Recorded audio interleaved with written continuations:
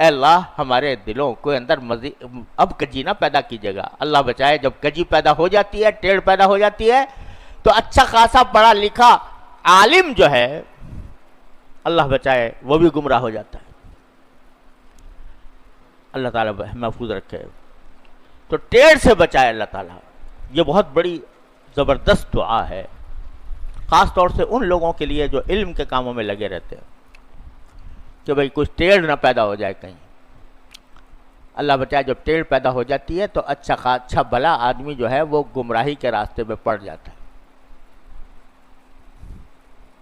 گمراہی کے راستے پہ پڑ جاتا ہے. دارالعلوم دیوبند کے فارغ التحصیل عالم, کہاں کے؟ دارالعلوم دیوبند, سب سے بڑی ہماری اسلامی تعلیم کا سب سے بڑا مرکز, وہاں کے عالم ہیں. اللہ بچائے, اللہ بچائے, ٹیڑھ پیدا ہوئی, عیسائی ہو گئے, عیسائیوں کے مبلغ بن گئے. اللہ بچائے. تو اللہ تعالیٰ حفاظت فرمائے. جب ٹیڑھ پیدا ہوتی ہے تو ٹیڑھ کہیں سے کہیں لے جاتی ہے.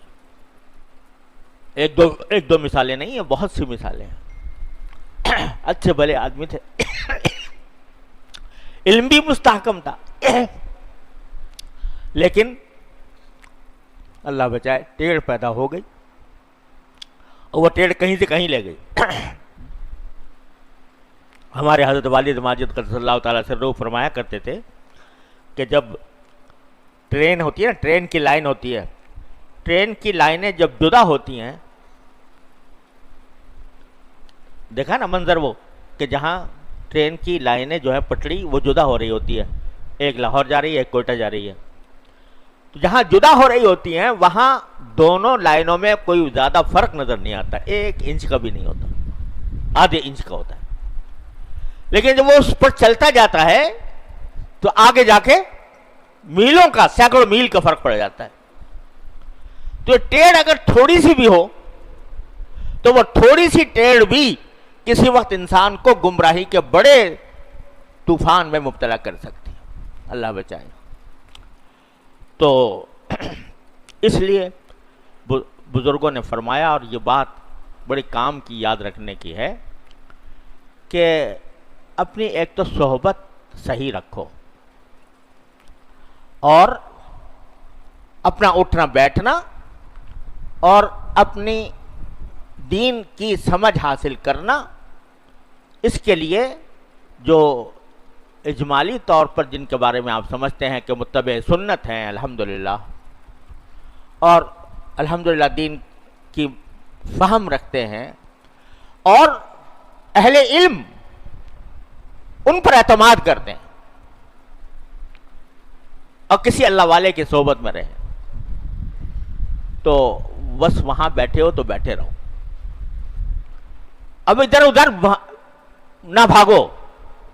معلوم صاحب فلاں صاحب کا بڑا زبردست آج کل چرچا ہے, اور فلاں صاحب جو ہیں ان کے ہاں درس قرآن بڑا زبردست ہوتا ہے, اور مخلوق جمع ہوتی ہے اور بہت فائدہ ہوتا ہے لوگوں کو. اچھا بھی ذرا ہم بھی جا کے دیکھیں. اچھے خاصے ایک جگہ بیٹھے ہیں اور وہاں سے دین حاصل ہو رہا ہے, اللہ تبارک و تعالیٰ اپنے فضل و کرم سے دین سمجھا رہے ہیں. اب دل میں پیدا ہوا جی فلاں صاحب کا درس جو ہے وہ بڑا مقبول ہو رہا ہے لوگوں کے اندر, اور لوگوں کو بڑا فائدہ ہوتا ہے, چلو بھائی ان کو بھی دیکھیں. اب ان کو بھی دیکھنے کے لیے پہنچ گئے. اب وہاں جو لوگ جمع ہیں بیچارے, وہ ان کی زبان کے فصاحت و بلاغت سے, ان کی طرز تکلم سے ان کے متاثر ہیں. لوگ بیٹھے ہوئے سر دھن رہے ہیں ان کی باتوں پہ. اب کس حد تک صحیح ہے, کس حد تک غلط ہے, اسے جانچنے کا نہ ان کو پتا نہ ان کو پتا. نتیجہ یہ کہ وہاں جا کر ایک ٹیڑھ پیدا ہو گئی. بھائی یہاں تو بڑا مزہ آتا ہے, یہاں پر بہت پبلک آتی ہے اور بڑا مزہ آتا ہے. یار ہم تو غلط جگہ چلے گئے تھے. تو کیا ہوا, پٹڑی بدل گئی, لائن تبدیل ہو گئی. اب وہاں کی باتیں لگنے لگی دل میں، تو کیا ہوا کہ وہ ٹیڑھ ہوتے ہوتے ہوتے ہوتے کہاں سے کہاں پہنچ گئی. اس لیے بزرگوں نے فرمایا یک در گیر و محکم گیر، ایک در پکڑو مضبوطی سے پکڑو، اب ادھر ادھر جانے کی ضرورت نہیں. اسی لیے کہا گیا، یہاں تک کہ یہ کہا ہے کہ جب آدمی کسی شیخ سے اس کا اصلاحی تعلق ہو جائے، بیعت ہو جائے، تو کسی دوسرے کی مجلسوں میں جانا بھی کچھ اچھا نہیں. چلا جائے چلو کوئی بات نہیں، کبھی چلا، گناہ جائز کام نہیں ہے، اگر دوسرا بھی متبع سنت ہے، سب کچھ ہے، لیکن فائدہ نہیں ہوگا. فائدہ اسی جگہ ہوگا جہاں کہ جس سے اللہ تعالیٰ نے تعلق جوڑا ہے، فائدہ وہیں ہوگا، اسی جگہ ہوگا.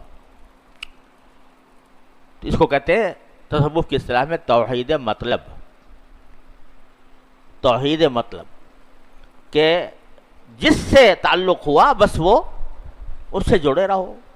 ہاں، جڑنے سے پہلے یہ تحقیق کر لو کہ بھئی متبع سنت ہیں، کسی اللہ والے کی صحبت میں رہے ہیں، کسی اللہ والے نے ان کو اس بات کا مجاز بنایا ہے، اور عام ان کا طرز عمل جو ہے وہ سنت کے مطابق ہے. علماء اہل اللہ ان کو پسند کرتے ہیں یا ان کی بات پر اعتماد کرتے ہیں، یہ اطمینان پہلے کر لو. جب کر لیا تو بس یک در گیر و محکم گیر. اب ایک در کو پکڑ کے بیٹھو، اسی کو مضبوطی سے تھامو. ادھر ادھر جاؤ گے تشویش پیدا ہوگی، مزاجوں میں فرق ہوتا ہے، ذوق میں فرق ہوتا ہے. تو اس لیے یعنی اہل حق علماء کے بارے میں بھی، اہل حق اہل اللہ کے بارے میں بھی یہ کہا گیا ہے کہ بھئی بہت زیادہ ادھر ادھر جانے کی ضرورت نہیں، ایک جگہ پکڑ لو بس، وہ کافی ہے. تو جب اہل حق کے بارے میں یہ کہا گیا ہے تو آپ مزہ چکھنے کے لیے اگر اہل باطل کے پاس جائیں کہ بھئی وہاں دیکھیں کیا بڑا آج کل شہرہ ہے، بڑے یہ ہوتا ہے نا کہ بڑی کوئی شخص مشہور ہو جاتا ہے، میں کسی کی مذمت نہیں کر رہا، لیکن مشہور ہو گیا، اب اس کا پس منظر کیا ہے، اس کا علمی مقام کیا ہے، اس کا ذہنی جھکاؤ کیا ہے، اس سے بے نیاز ہو کے یہ مخلوق جا رہی ہے بہت اس کے پیچھے، چلو ہم بھی چلیں.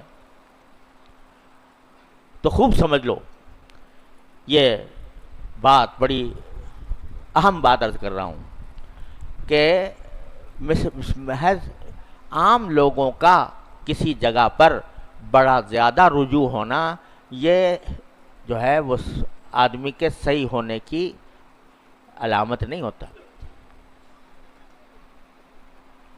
پتہ نہیں کتنے مخلوق ہے وہ کسی کی وجہ.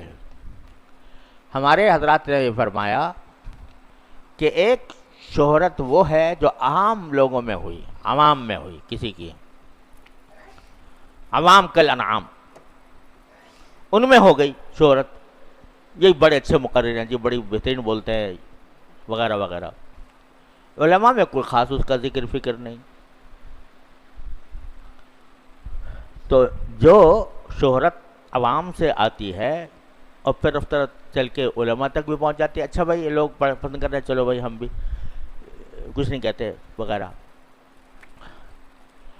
تو یہ کچھ علامت نہیں ہوتی حقانیت کی.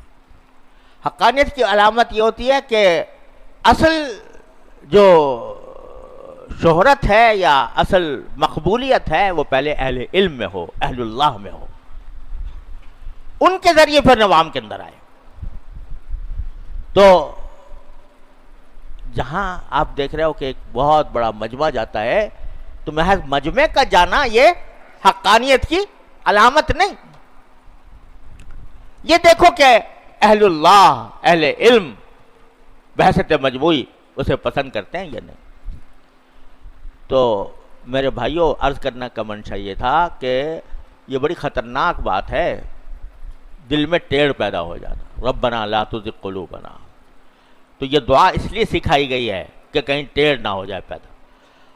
اور ٹیڑھ ہوتی ہے دو قسم کی.